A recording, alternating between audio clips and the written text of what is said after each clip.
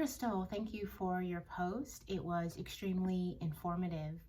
I wanted to spend a little bit of time just kind of pulling together some pieces that reading your posts kind of spurred for me in terms of looking and working to understand more, especially when it comes to the t-test for dependent means, and specifically working to understand some of the assumptions of that test around the interval and ratio scale of measurement that's used, and then specifically the random sampling that is required for statistical inference, and recognizing that random sampling is pretty challenging to be able to do appropriately, and that in a lot of the psychological literature, we see that researchers are noting the limitations of that random sampling.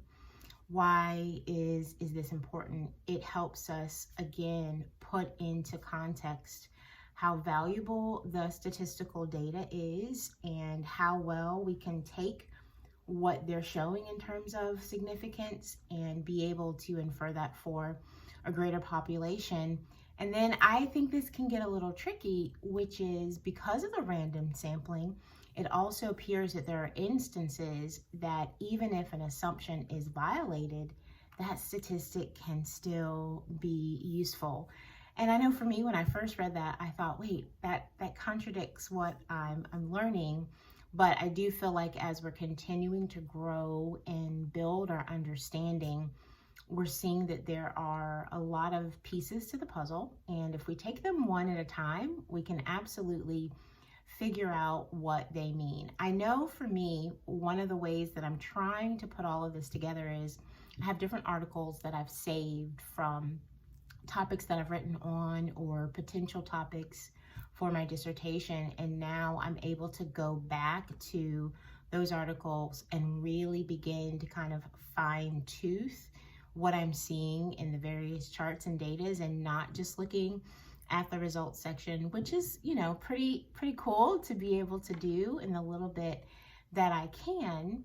And how are you noticing that you are really working, I guess, to kind of translate this from book knowledge to actual application? I'm always interested to see how everybody is processing that point and really working towards becoming just a really strong learner when it comes to statistics, and how that will continue to not only enhance what we're reading and what we're interpreting, but hopefully it will really enhance our research design and us understanding how to navigate what we're looking for or where we might need to do things different in order to make our data meaningful. Again, thank you for your post. It really kind of spurred on some thoughts for me to continue to understand and recognize what I understood well and what I needed to go and synthesize a little bit more. Thanks.